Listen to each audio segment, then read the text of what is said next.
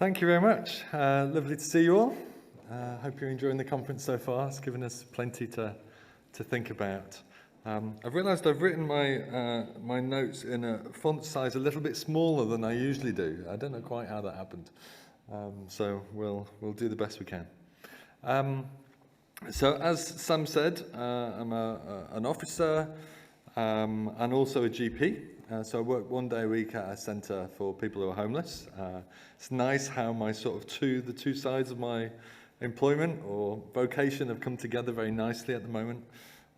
So I'm currently doing that in Norwich. My wife and I were core officers for 11 years, 2 core.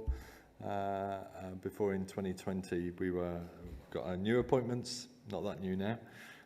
So I'm currently the Assistant Director of the Addictions Department.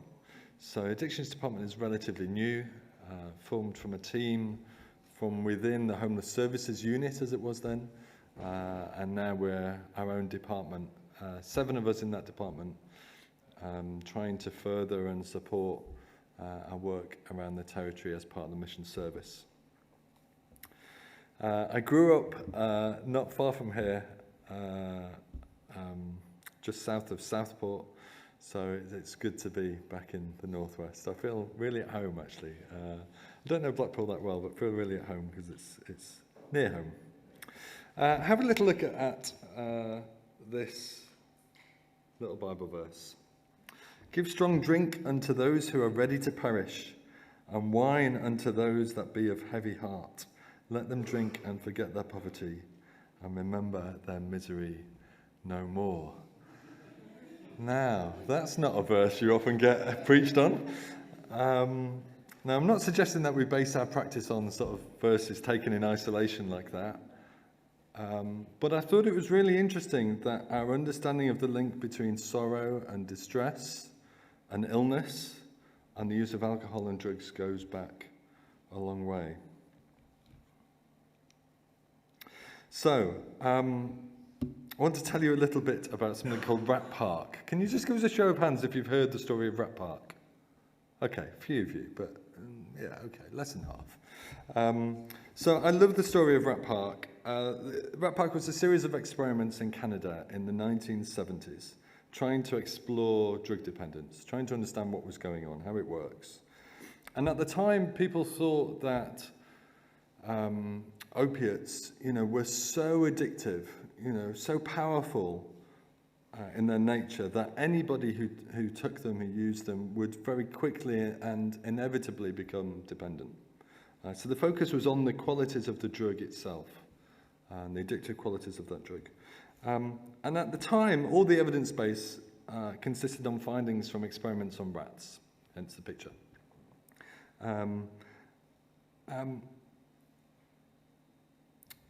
But what the Bruce Alexander spotted something quite important about all the experiments that had come before. The psychologist Bruce Alexander, he noted that all the experiments were on rats kept in cages.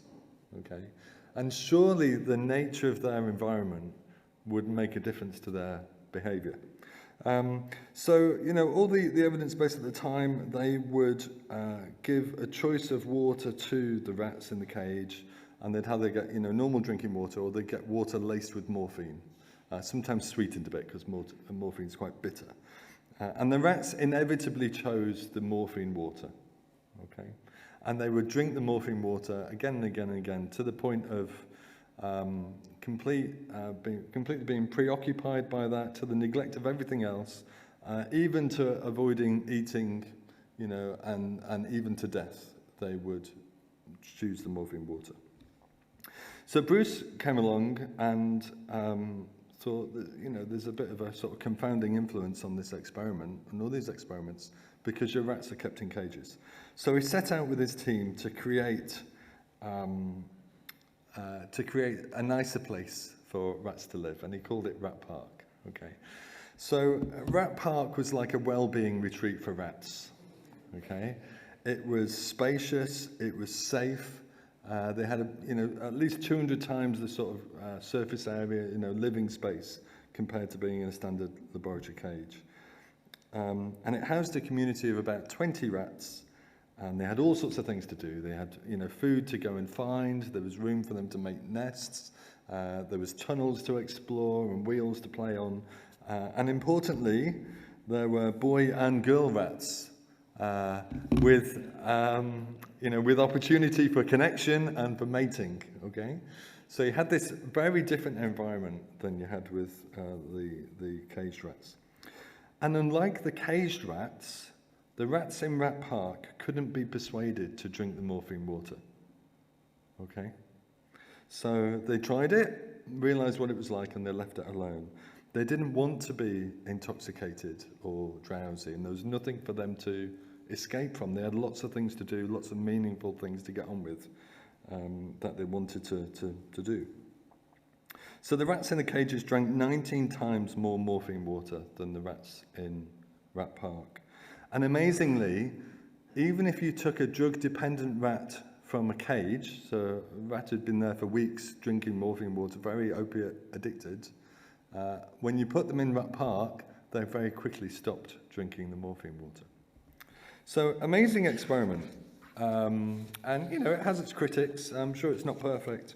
But it should at least make us think about some of the realities of somebody who is drug or alcohol dependent, and that a person's past and current distress, I think, has more of a hold on them than the qualities of the drug that they are using to escape it.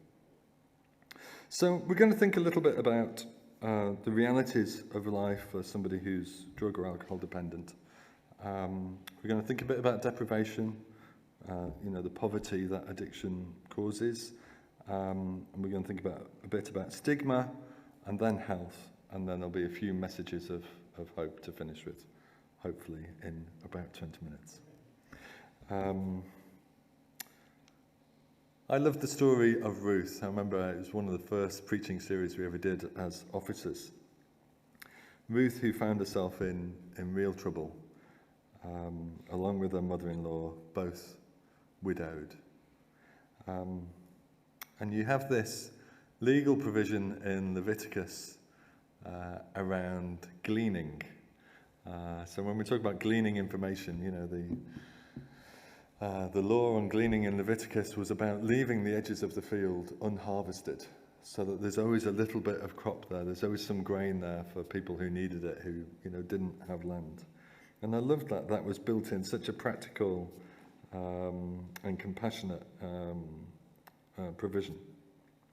And I suspect, the farmers and the landowners probably argued a lot about what percentage of the field they were meant to leave, and whether the richer farmers were meant to leave a bigger percentage of the field than the poorer farmers, and all of that sort of thing. But all societies make some sort of decision about how to deal with poverty and deprivation, how to protect against it. In the UK, we might hear arguments about winter fuel allowance, or about inheritance tax, or we've got the budget coming up in a few weeks, or about schemes to help people get on the housing ladder. But I think there's a whole world of deprivation in the UK that a lot of people don't see. We'll be more familiar than most, but I think there's an awful lot of people who have no idea of the level of deprivation that is going on. Most people are protected to an extent by benefits. Mostly universal credit these days, but these are entirely unable to protect somebody who is drug or alcohol dependent. So I'm thinking back on to my patients and many of the people who you help during the week. 8 cans of special brew is about 20 quid. A bottle of rum is about 18 quid. Even 6 litres of cider that's never seen an apple will cost you a tenner. So it's entirely possible, quite likely, that if you have to drink that every day, that every penny of your money is going to go on drink. And don't forget, we're talking about people who even if they could stop, which they can't, stopping suddenly has this massive risk of fits and death. So they're in a terrible predicament. At least with alcohol, there are periods of time during the day where you can't drink, where you're unconscious or you're asleep. not able to, physically perhaps able to get to the shop. Crack cocaine, however, is an entirely different thing. So with crack, the high you get on crack is like 20 minutes before the withdrawals start to kick in. So you have this horrible cycle where you can just burn and burn and burn, literally, burning all of your money, all of your month's money, very likely, in a single day, and that leaves you completely destitute for the next 4 weeks. So I think there's a level of deprivation that we're often not aware of, and it is maybe not unique, but almost unique to people with a drug or alcohol dependence. I want to mention Darren. Darren was a patient of mine. He was a former housing officer, ironically, now homeless, and he developed a problem with alcohol whilst he was teaching English in China. He was lonely, homesick, drink was cheap, and it all got out of hand for him.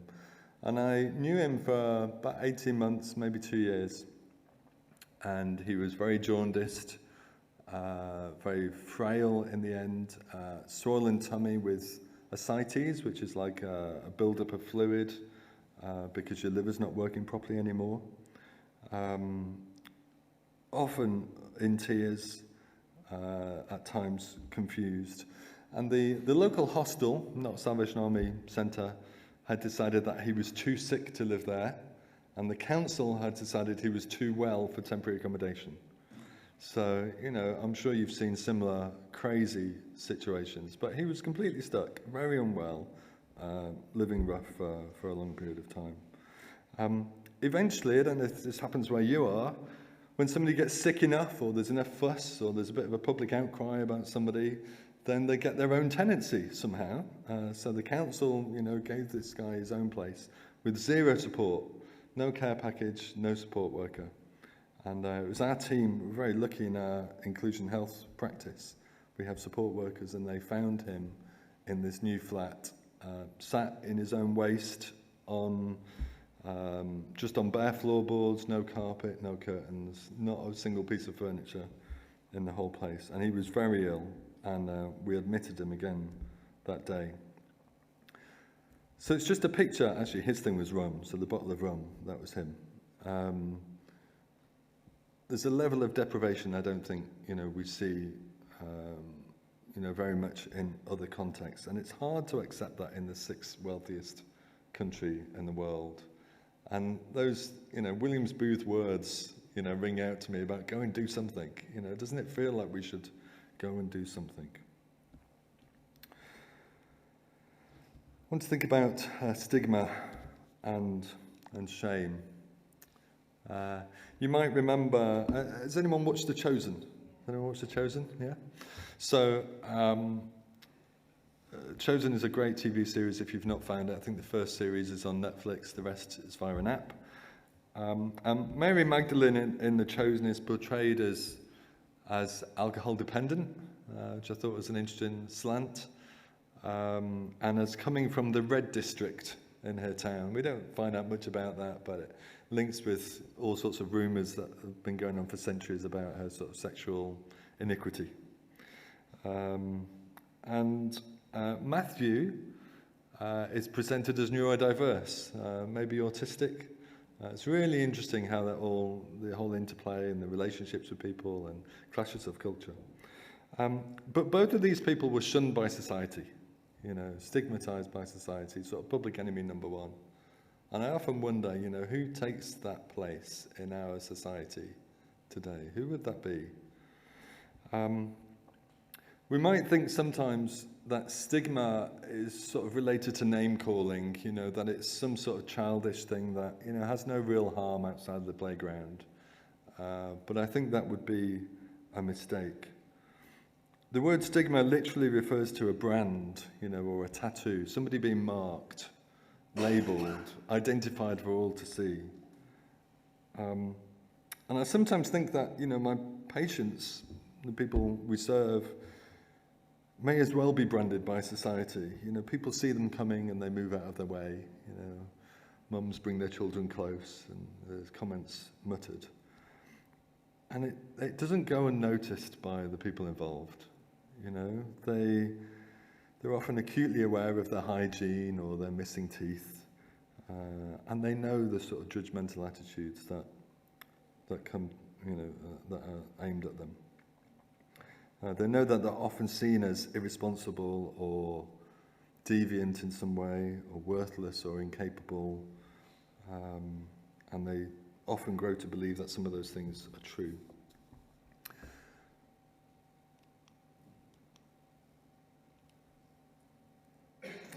It's not new to associate disability or illness or deprivation with sin and to assign a moral culpability to it. And I think that's what goes on. And the disciples, you know, did the same thing. Who sinned? Was it this person or their parents?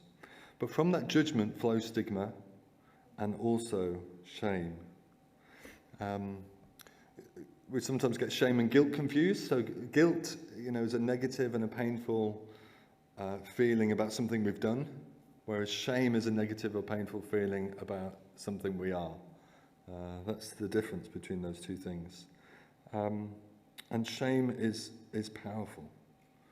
I noticed the effects of stigma and shame recently reading the reports from the Sudden Death Review Group.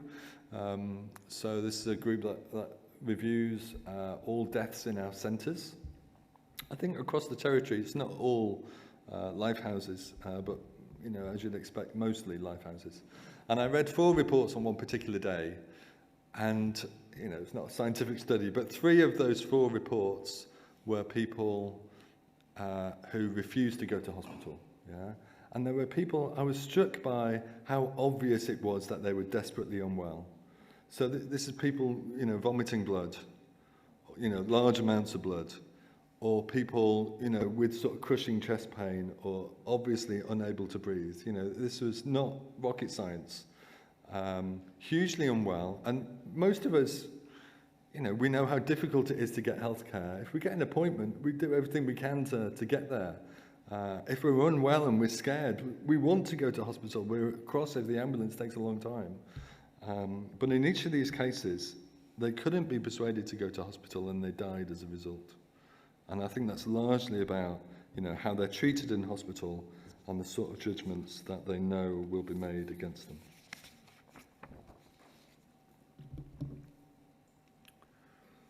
I thought this was a great insight.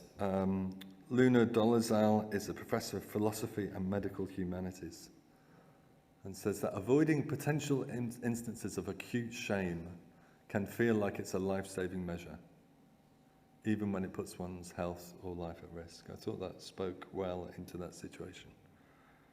So stigma and shame are a big deal. Just for Kerry, Brené Brown quote coming up, okay? It's not on the slides. The opposite of experiencing shame is experiencing empathy.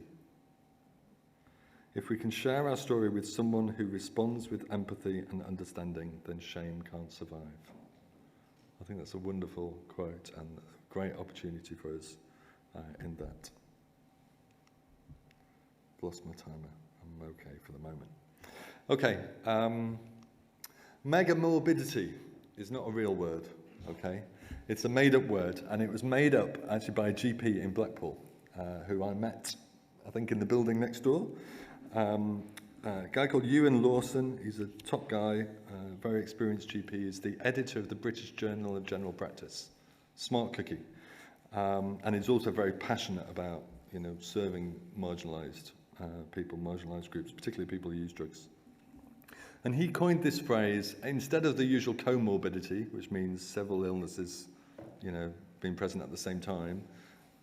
He coined this phrase to describe the health of people who use drugs, because the physical and the mental toll of drug and alcohol use is just incredible.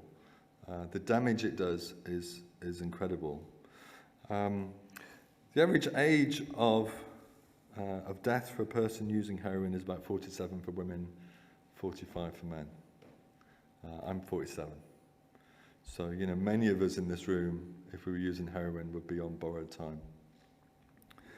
Just for reference, to find an average life expectancy in the UK of that low, you'd have to go back to the late 1800s. So, you know, they're sort of gin lane sort of pictures, you know. It's very relevant to this. It's a different world. So people who are drug dependent lose a good 30 years of their life. John mentioned before about Blackpool having this sort of, you know, being famous for all the wrong reasons, really, with regards to drug deaths. And about half of the drug death hotspots in the UK are seaside resorts. It's very common. Of course, age of death doesn't tell the whole story. There's also a massive burden of ill health while someone's alive, hence this term megamorbidity. Most of us, I guess, can think of somebody with 3 or 4 illnesses. You know, a parent, somebody at the core, you know, who's got high blood pressure, diabetes, arthritis, maybe some heart disease. And you know, that combination of 3 or 4 illnesses will have an effect. There'll be tablets they need to take, there'll be appointments to attend. There'll be a few things maybe that person can't do anymore. What we see in people who are drug or alcohol dependent is just a different scale. This study, I don't know how easily you can see much of that. This study in Glasgow spoke to people who were homeless and who had a non-fatal overdose, drug overdose, in the last 6 months, I think. And it found that 9% of that cohort had 2 to 4 long-term health conditions. 45% had 5 to 8 conditions, and another 45 had a staggering 9 to 16 co-occurring illnesses. Yeah, megamorbidity. It made me think of Job. Yeah, I was thinking that, you know, I'm not sure that Job could compete, you know, with that level of illness. You might remember this chap from the Gin Alley picture. If you've not seen the Gin Alley drawing, you really should just Google it. And I spent some time looking at all the different characters in it, trying to work out all the different things that was going on. So this chap, you know, obviously malnourished. He was actually, in his little basket there are, I think they're flyers for a gin shop. So I think he's actually employed in promoting gin, I think. And, you know, but he's got his own bottle, and clearly he's not doing any work at the moment. And the buttons on his tunic show that he was probably a soldier, or come back from the war, a veteran. I was surprised that he's still got a few teeth, but I noticed that they're the big front teeth that seem to last a bit longer than the back ones or the bottom, bottom front teeth. The woman next to him, you can just see her leg sticking out there, got these sores that won't heal, and I read that maybe that was about syphilis, but actually loads of my patients, loads of the people we see have got, you know, very poor skin and wounds that just don't heal. The graph, you won't be able to see the details on the graph, but just to say that is the mortality rate according to different types of illness since the 1970s, I think it goes to. And you'll see that. So for diabetes, for heart disease, for cancer, for respiratory disease, all of those, the death rate has gradually gone down as we've got better treatments and society has become healthier. The one that is spiking like that is liver disease, where it's now 4 times what it was in the 1970s. And then at the bottom there, I've just listed a few of the things that I'm seeing in general practice now that I would never have seen in regular general practice. This thing called an empyema, it's basically a lung full of pus, yeah? And you don't see it. It's something, you know, we did at med school, and then 25 years after that, I'd never seen it, never come across it. Because for you or I, you know, if we're ill and we get a chest infection, it's not getting better, we go to the doctor, you know, we get a change of antibiotics, or we go to the hospital, and this guy wouldn't go. You know, scared of the hospital, knew he was going to be treated badly, and until he collapsed, and then, you know, it wasn't his decision to make anymore, you know, he wouldn't go to hospital. So I'm seeing these things now that, you know, never seen before. In trying to work with our local, our drop-in that Debbie, my wife, is the chaplain at, Can you add a bit of spinach to your breakfast that you serve? You know, can you get some nutrients into, you know, all my patients are low iron, you know, so let's try and do what we can to join things up and try and make a difference. Never seen such poor nutrition, and people literally, you know, malnourished like the guy in the picture. All in the margins of 21st century Britain. Okay, this is all a bit depressing, isn't it, when you look at some of this stuff? So we'll finish with a little bit of hope. Signs of hope. I think there's massive opportunity for our core to make a difference in this area. Massive. Massive opportunity, you know, as individuals, as churches, as an organisation to make a difference. And massive hope, because God's love is available to everyone, and God's love is powerful. And we believe in transformation. So, you know, our understanding of addiction is growing. Across homeless services now, we do a lot of teaching around trauma, around distress, around emotional regulation, around safer ways of using drugs. You know, using drugs is not all as dangerous as each other. There's lots of things you can do that make a real difference. Just a little plug for addiction training for core, which is something we've been doing for the last 10 months. We'll be doing it again starting January, so we've got about 27 core involved in that, just a 2-hour session once a month. If you want to know about that, you want more information or get on the mailing list, then let me know, and we'll get you involved in that. That's been great to see and have those conversations. Harm reduction, John gave a plug for before. The stats for that, we've just found recently through trawling through all of our sudden deaths in the last 4 years, show that the mortality rate, so in our life houses, it used to be that 50% of all deaths were overdoses. And that was in 2019. By 2023, this had fallen to 22%. Yeah? So we can make a big difference to the numbers. We can shift these big numbers, even about number of deaths. And so, yeah, the mortality rate in our life houses is now down 23% on what it was 4 years ago. This little phrase, islands of relief, comes from Gabor Mate. If you're going to read a book about addiction, his is a good one, The Realm of the Hungry Ghosts. And he just talks about creating a little environment where people can feel safe and heard and understood, loved. And from that, you know, maybe they don't have to worry about their food, they don't have to worry about their money. Things are sorted in a way that they can start to relax and start to recover. So there's a real opportunity for us there. And a plug for core recovery. If you've not heard about core recovery, you should look that up as well.